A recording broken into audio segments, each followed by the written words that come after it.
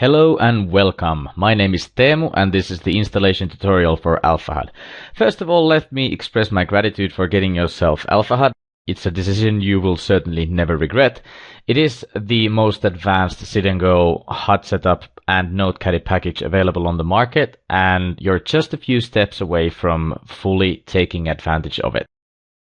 In order to use AlphaHUD, you will need a full version of Holder Manager 2 as well as a NodeCADDY license, and I do assume that you have those sorted out by now. So to install AlphaHUD, we start by going to NodeCADDY, and when you click Run NodeCADDY, it might already inform you that there is a new installation available for the following NodeCADDY coaching pack, AlphaHUD. Now, don't click the yes button just yet.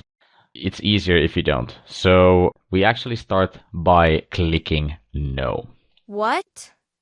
Now, if you belong to the 85% of population who already clicked yes, no! That's no problem. We can certainly fix that. But everything goes easier if you actually click no. Now, the reason why we click no is that we want to get rid of the default definitions. This is a clean NodeCADDY installation with all the default definitions and default everything. And these are good definitions, but they're really useless for sit-and-go use, and they don't really work with AlphaHUD. So what we want to do is you select the first one, and then you scroll all the way down, and then you press Shift, and you select the last one so that you have all of these definitions selected, and you right click and make inactive. And now we have inactivated all the default definitions. And these are node definitions, and then underneath we have color definitions. And these will also have to be deactivated, just like the node definitions.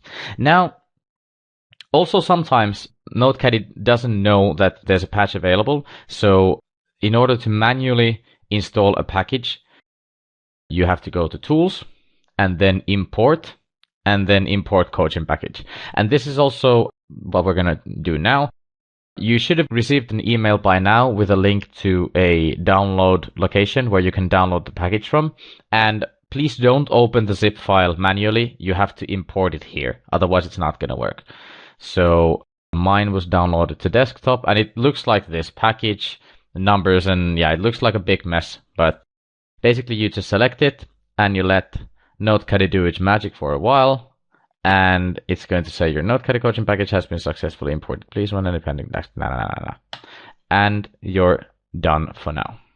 Now, if you actually clicked yes on the dialog, you got all of this done automatically, but now you have the default definitions active as well. That's no problem. I'll quickly show how they can be made inactive as well. The problem is that now it's pretty hard to find this. Right now, at the time of making this video, AlphaHUD has like 189 definitions, so it's pretty hard to find those default ones and deactivate them. And note that you don't necessarily have to deactivate them. They don't do you any harm there. They just take up more time when you have NodeCADDY run through your database. So you don't have to do this next step, but in case you want to optimize everything, you can follow these instructions.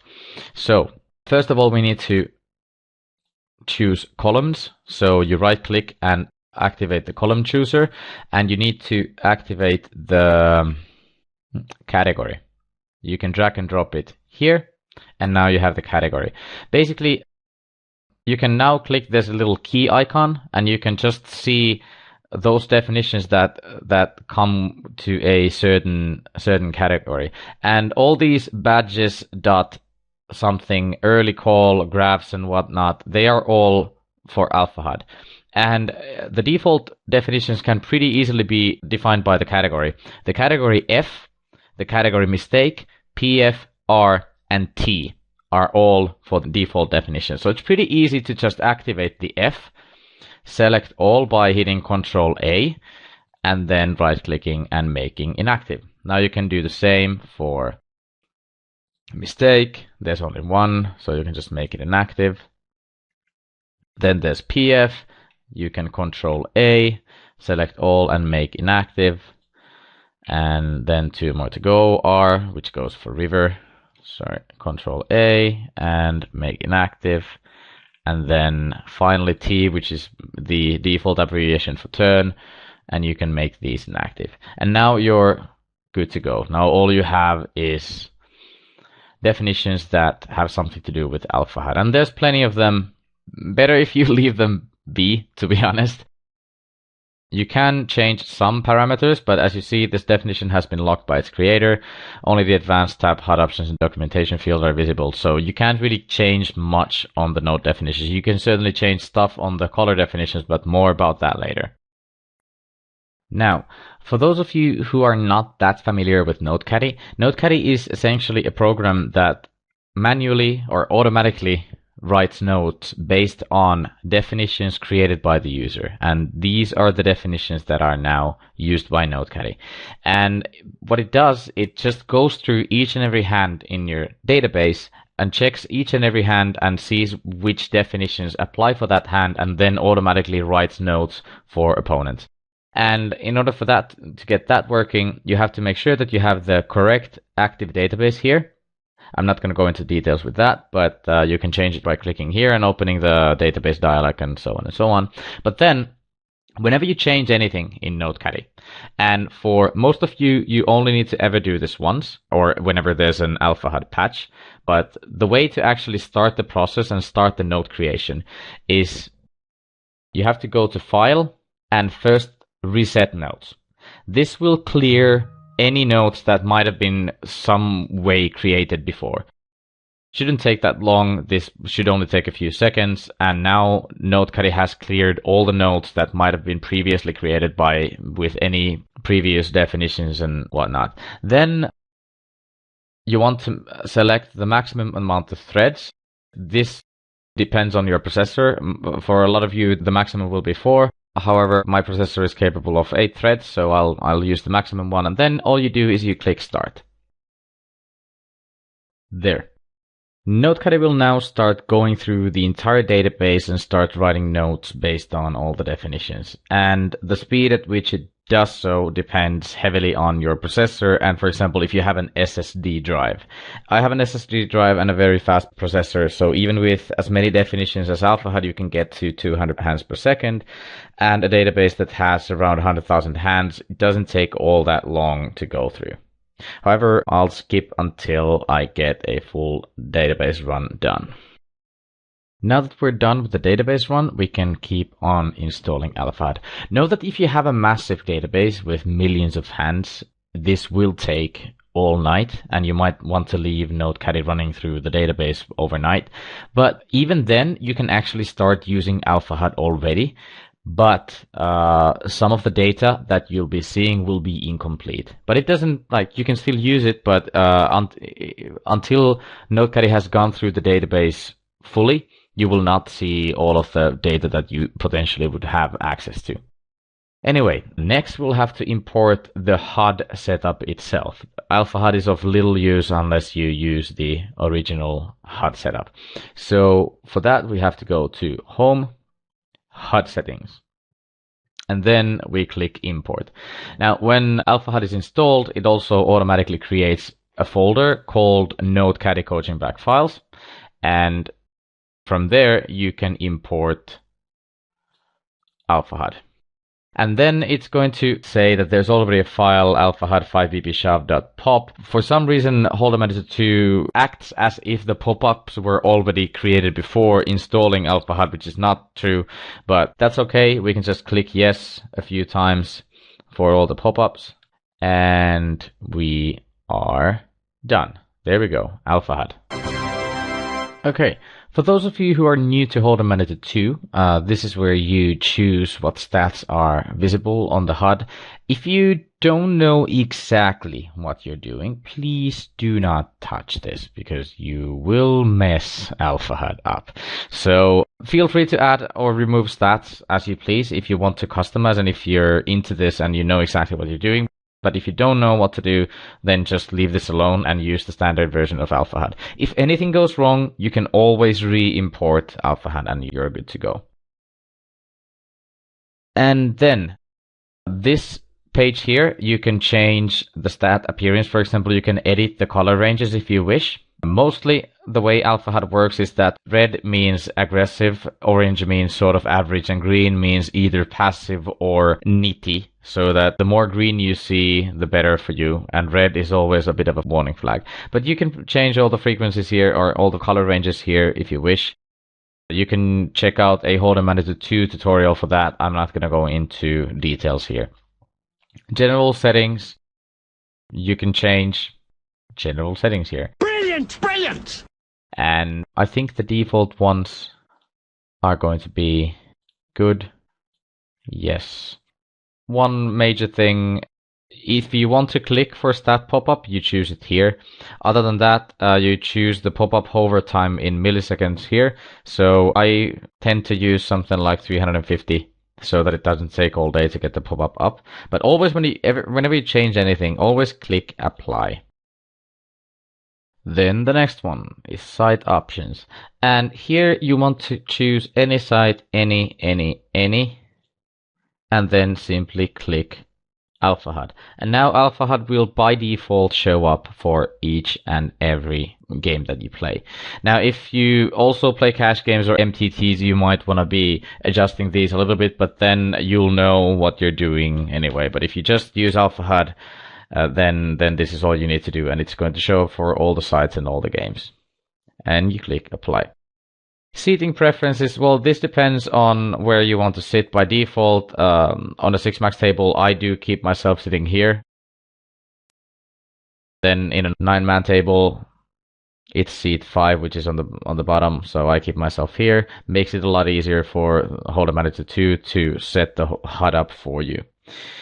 Then the pop-up designer and chart designer you don't need to touch at all, and this one you don't need to touch at all either, as well as the node caddy pop-ups. But then we get on to the filters.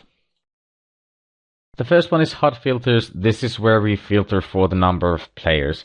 And in order to effectively use AlphaHUD, I warmly recommend that you keep the filtering exactly as I explain here. And it's very simple to do. You just change all of these to 3, and you're good to go, and hit apply. I do understand that a lot of you do filter for different number of players, but personally I've never seen too much sense in it. I'd rather filter for different stack sizes than the number of players, but what you want to do is up to you. The important thing is that you keep the heads-up hands filtered for anywhere between 2 and 10, because this way you can see the early game stats and everything else while you're playing heads-up. One of the most brilliant things in AlphaHUD is that you can see the mid-game stats at the same time as you can see the heads-up stats. So in order for that to function correctly, you will need to have this exactly like this. Other than that, filtering for a number of players is up to you, but I do recommend to use this setup. Finally, we have one more page to go, which is the tournament filters. And then this is how you filter for the stack size of the player. Now, it's important not to go and over-engineer these because you're just going to ruin everything. I'll show you a very good way to filter. So from here, we go 1, 1, 1, 1, then 10, then 10, then 21, 21, 21, and 21. From here we go 20, 20, 20, 20, 30, 40, and 81, 81, 81, 81. This way you have filtered for early game and late game. And then we also can check the add VP IPPFR stats based on stack size, the main pop-up for tournaments.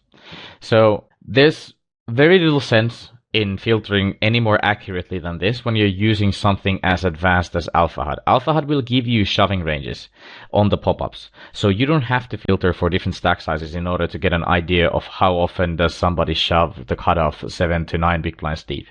So you can see that directly through a pop-up in AlphaHUD. So this will give you much more data to play around with, and you'll get a much better idea of how somebody plays, while it's also separating the early game from the mid and late game, which is basically the first 3 blind levels on a PokerStar structure would be the early game, and then the mid game start at BB100, which is when we already are usually effectively 20 big blinds deep or less. So this way you have filtered for pretty effectively for the early game and the late game separately. So I do warmly recommend that you use it exactly like this and hit apply. So congratulations, you have just successfully installed AlphaHUD. Now there's one more crucial step which has to do with just having imported a HUD setup file. You have to restart HUD Manager 2, and in order to do that you hit the X here. Aha!